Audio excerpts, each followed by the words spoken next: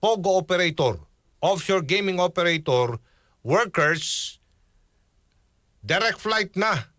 Except kung walang direct route exist mula sa Pilipinas. Ayan, dyan na po. Ang Bureau of Immigration, si Ma'am Dana Sandoval. Ma'am Dana, good morning. Good morning. Magandang umaga po.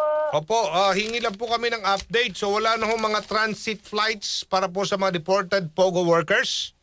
Yes, naglabas po ng direktiba ang Board of Commissioners natin na nagsasabi po na ang i-requirement na po sa mga POGO-linked deportees ay direct flight para maiwasan po yung further pag-spread nitong problema ng online gaming at yung mga scam hubs na to sa Asian region. Kasi nakikita po ng ating opisina na hindi lang po ito problema in the Philippines but it's also expanding in other Asian countries. Opo, ano po talaga ang ginagawa nila, modus ng iba? Bakit to sila tumatakas? Well, tungkol po sa mga previews ng mga deportations, there are reports po rin na natanggap ng opisina na hindi po sila tumutuloy doon sa kanilang country of destination. At instead, they are setting up new operations in other Asian countries.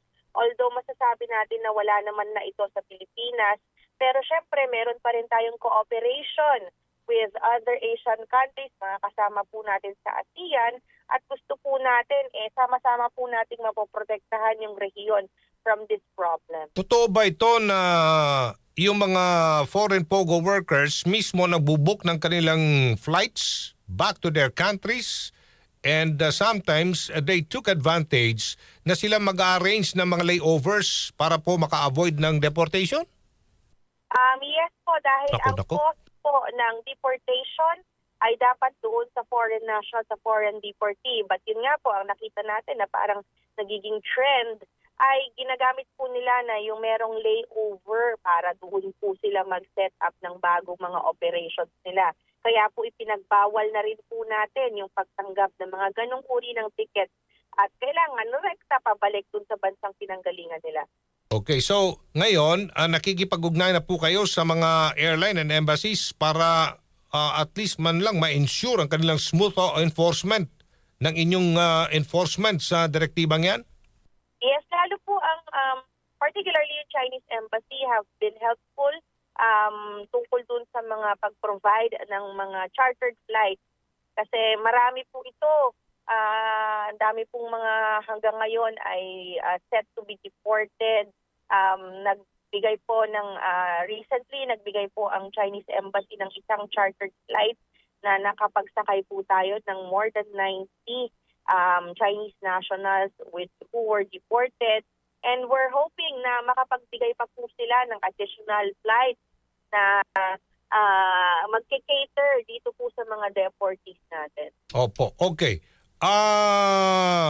Nakikipag-ugnayan na rin ba? Paano po? Dahil batay sa pag-aaral, kinakailangan talaga ng karagdagang security enhancements dito, Ma'am Dana. Opo, for dito sa deportation procedures. No? Pinag-aaralan po yan.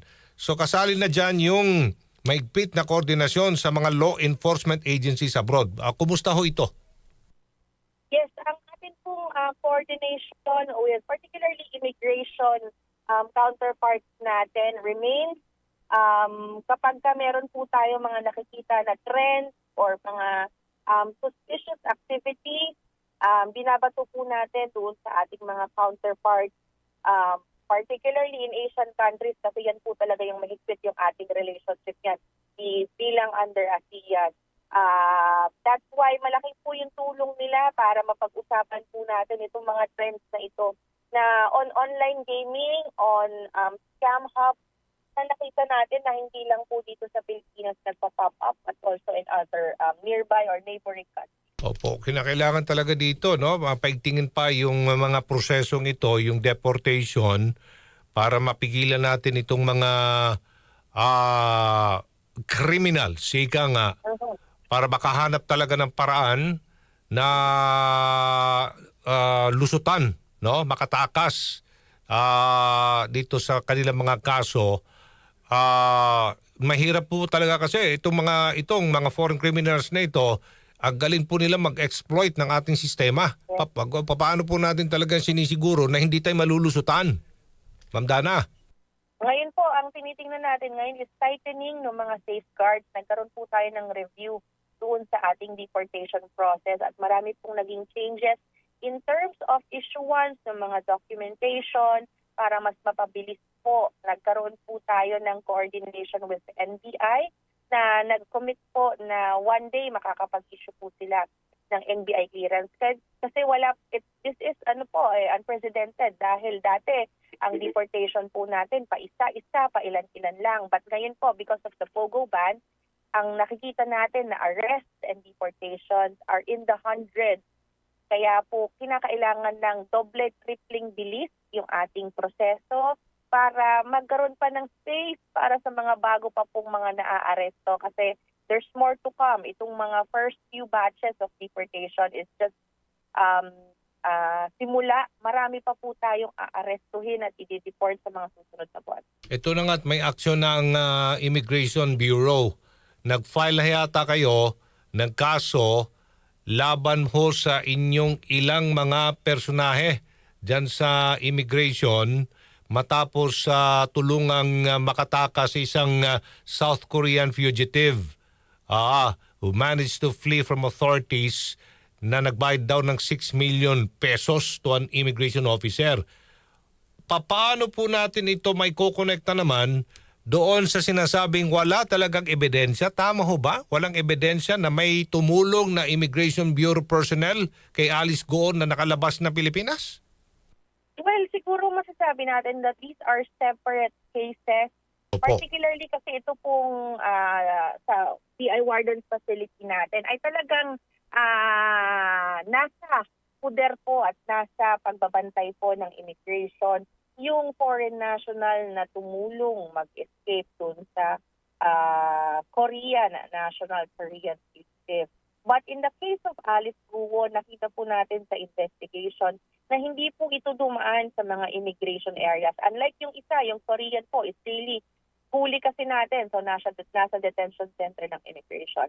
Alice Guo and relatedly po si Harry Roque ay doon po sa investigation natin mukhang umalis po sa backdoor. Backdoor meaning yung mga areas po na hindi covered ng immigration. Ito po yung mga baybay dagat natin sa southern parts ng Pilipinas na maaaring i-exploit upang magtawid dagat po at lumipat pumunta sa ibang bansa. Meron na ba tayong kasong inihanda na isampa naman kay Harry Roque? Sa ngayon po, nag-expand pa po yung probe. Meron pa pong mga ibang tinitingnan. Even yung other agencies po, tinitingnan din pa po yung dinaanan nitong mga ito. Kapag makuha po natin yung travel document ni former Spokesman Harry Roque, doon po natin makikita kung ano yung mga appropriate na cases na pwedeng i-file against him. Kasi although wala pong law directly penalizing departing Filipinos na umalis po illegally without proper clearances, tinitingnan po ng ating legal team kung merong mga ibang related mga violation Opo. sa Philippine Passport Act o kaya po baka merong issue of public documents na ginawa. Opo, wala pa bang ano ba status ngayon sa passport ni Harry Roque at saka sa kanyang status sa immigration? Yes, sa ngayon po, wala pa po kaming natatanggap na any derogatory record that have been filed against him or that have been issued by the courts against him. Sa ngayon po, ang meron pa lamang sa ating system ay Immigration Lookout Bulletin, ordering po yung BI na i-monitor yung kanyang travel. Nasaan ho siya ngayon? Nasa Den Haag pa rin? Sa Dahig? Yes. Andun pa rin po siya, doon ayon sa ating mga nakuha din ng sources. And allegedly, nag-file daw po siya ng application doon. Okay, maraming salamat Ma'am Dana Sandoval, Bureau of Immigration. Good morning! Thank you. Good morning. Good morning. Thank you. Pirada.